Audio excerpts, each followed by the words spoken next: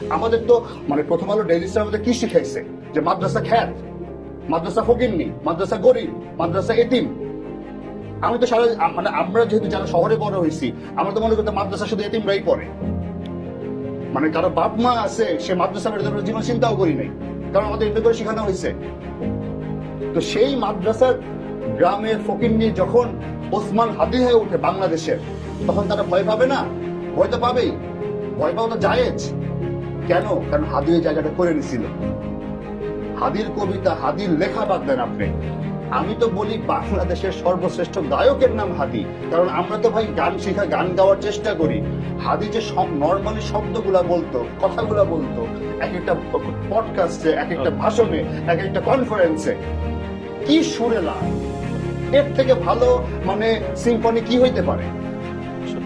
আমার জন্য বাংলাদেশের সর্বশ্রেষ্ঠ গায়কের নাম হলো শহীদ ওসমান বিন হাদি।